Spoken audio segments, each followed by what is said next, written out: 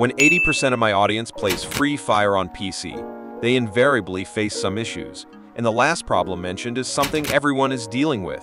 In fact, I faced this problem quite a lot in the past as well.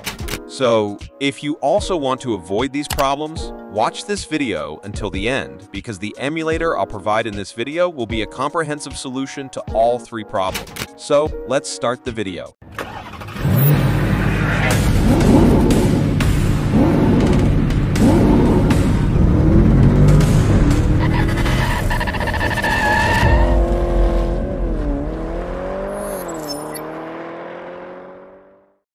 Before moving towards the installation process, let me share my PC specs with you so that all your doubts are cleared.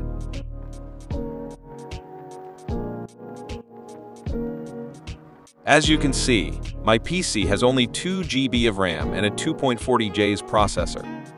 If we talk about the graphics card, my PC currently has a 64 MB Intel HD graphics card, which is not very capable. Now let's proceed towards the installation process. The download links for both of these files will be available in the description below. You can download them from there, and note that Free Fire is pre-installed, so the size is quite substantial, around 1 GB or so. Simply right-click on it and click on Extract Files. It will prompt for a password. You just need to copy the password from the text file and paste it here, and your extraction will start. Once the extraction is complete, go to the engine folder and click on this application to launch the emulator.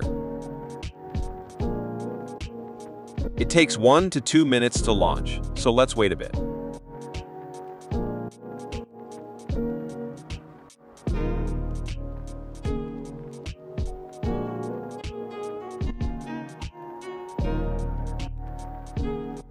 So here, our emulator has successfully launched, and as you can see, Free Fire is pre-installed.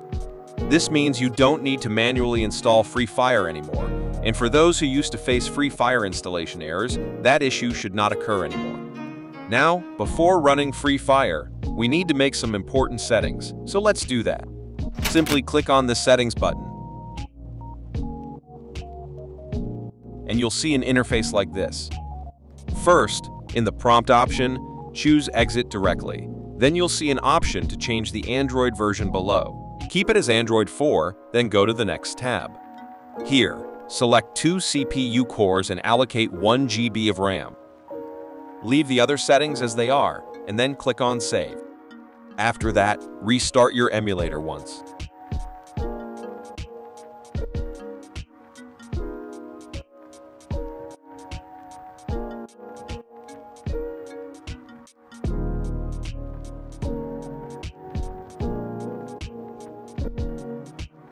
So, here our emulator has been restarted.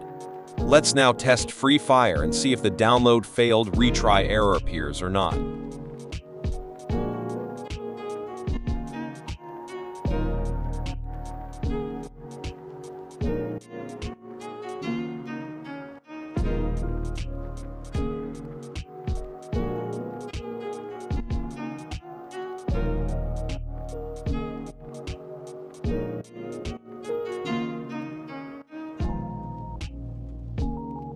As you can see, there is no error and the game loading has started.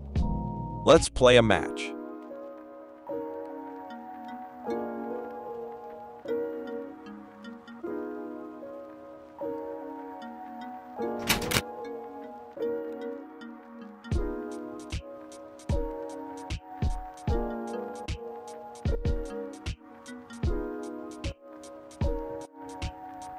As you can see, the game is running quite smoothly. You might notice a slight lag because I'm using a screen recorder. So, friends, this was today's video. I hope you liked the video, and I also hope that now you can run Free Fire without any errors. If you want to watch more tech and gaming related videos, please subscribe to the channel and turn on the bell notification. I will see you in the next video.